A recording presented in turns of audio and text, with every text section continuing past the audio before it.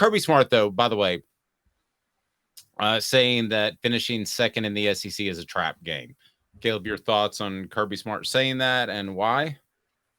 So this is talking going down the road in 2024 when the SEC gets rid of the divisions and the college football playoff expands to 12 teams.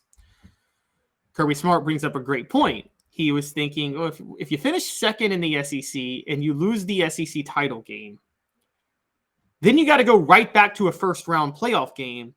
Well, then you were better off being the third team in the SEC and having had the rest and played in the first-round playoff game.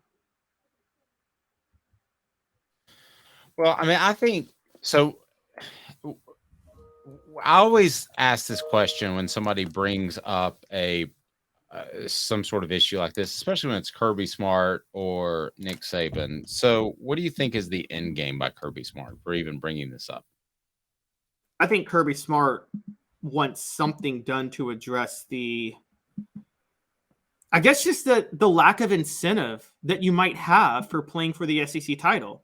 I mean, I actually think that I think there's some legitimate truth to that. Now, I think where he's trying to get to, and this is where I would get, he wants to make sure that I think Nick Saban's more meticulous. I think Kirby Smart's shooting from the hip. I think what Kirby Smart's trying to get is he needs the committee to understand that a team that finishes second in the SEC should at least host the first week of playoff games.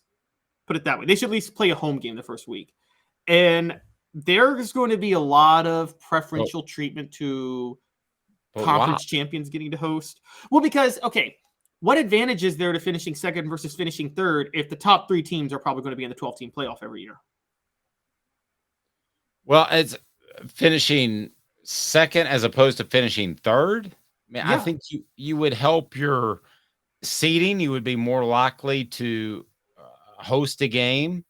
Would be more likely. He was getting at, though. I think he wants to make sure the second place team is guaranteed to host a game over some no-name conference champion.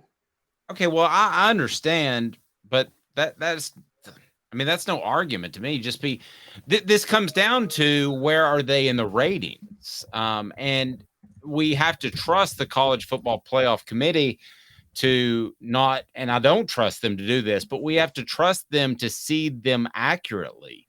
Caleb, to not put the SEC, for instance, at 1 and 3 as they've done in the college football playoffs before, because they don't want them to play each other in the first weekend, right?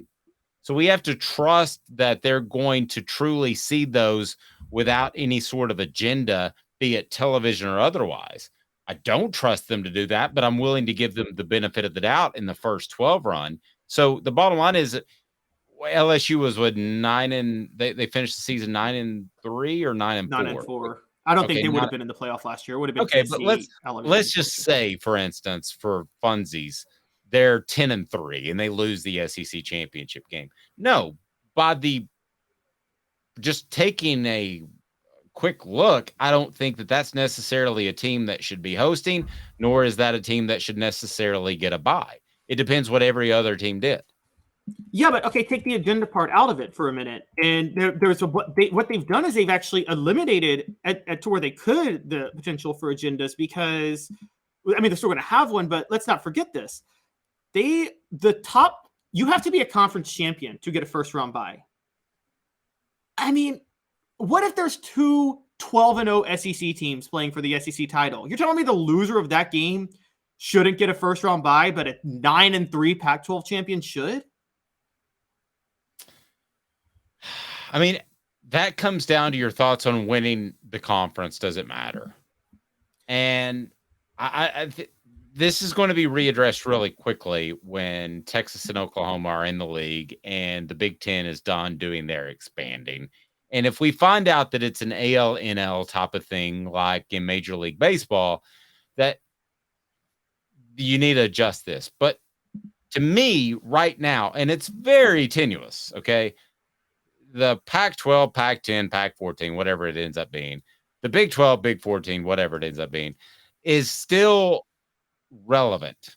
Slightly. Same thing for the ACC. Slightly. So I feel like when we have this conversation in 2 or 3 years, that Kirby's got a great point.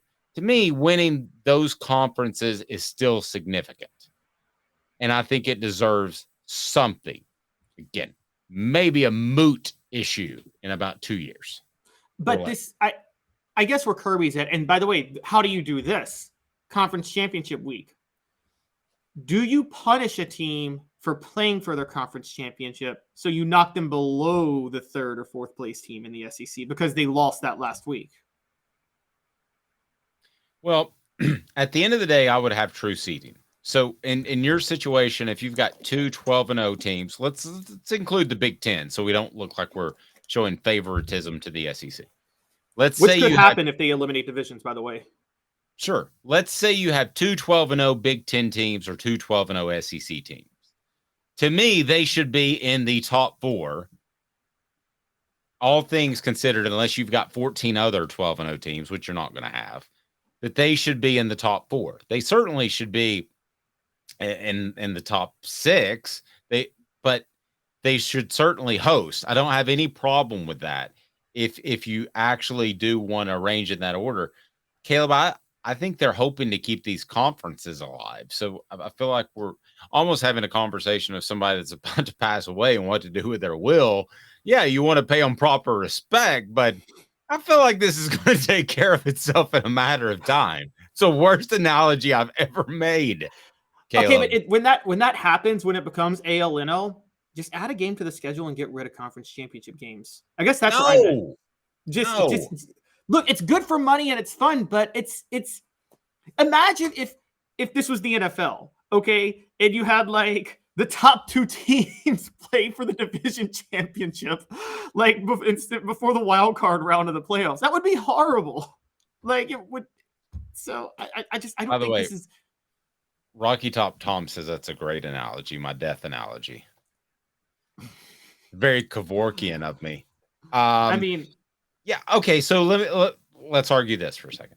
Okay. You've got two loss teams going into championship weekend in the Big Ten and in the SEC. Okay.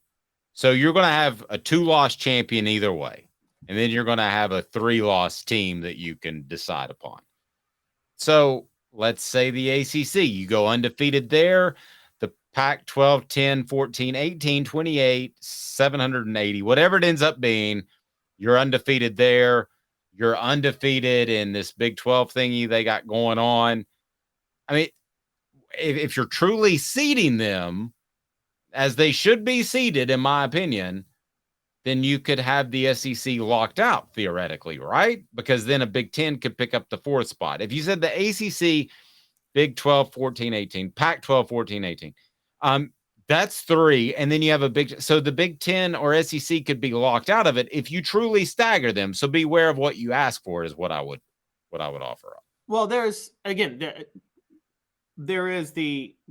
you're right, but I think this more goes with the 2 versus 3 situation, which is, again, is there a curse to play for the conference championship game as the second best team?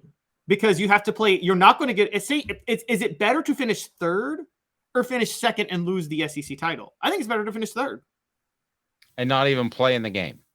Then you effectively get a first round bye. And that's the flaw in this situation. It's incentivizing you to lose and finish third. If it's a year where you know Alabama is the best team in the league and you'll get to the playoff as a second or third team, but you know you'll lose to Alabama in the SEC title, you might see those teams jockeying to say, hey, I want to lose and not have to play for the SEC title this week.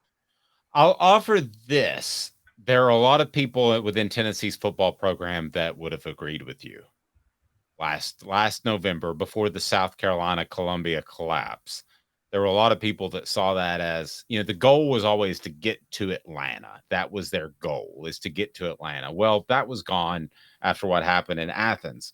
So there were a lot of people within Tennessee's program that looked at it and thought, hey, this is an extra week to get healthier. I know you got a month or so, but this is an extra week to get healthier. You don't have to go play a fantastic team. And this is kind of the preferred way. So in that particular case, again, LSU's losses, let's just manage them to make for funsies. You would have Georgia, the 1 seed, LSU potentially the 2 seed. Tennessee would be the 3 seed had the Columbia collapse not happen. Tennessee's draw is a little bit better there. I mean, I see where you're going, but I still think playing for the SEC title should mean something. Yeah, it means something, but not when you have another playoff game 2 weeks later. I think they want the rest. Yeah, it's even more so when you don't have the month off. So they're going to play earlier. It's a couple of weeks. Yeah. Maybe the 3 seeds being better, but you can't do anything about it. What are you going to throw a game? I mean, we just talked last year how Tennessee basketball should chuck the conference tournament. I think you're going to get to a point where conference championship games, I think you're going to see teams chuck it in football. There's no reason to play that hard when you know you're in the playoff in 2 weeks.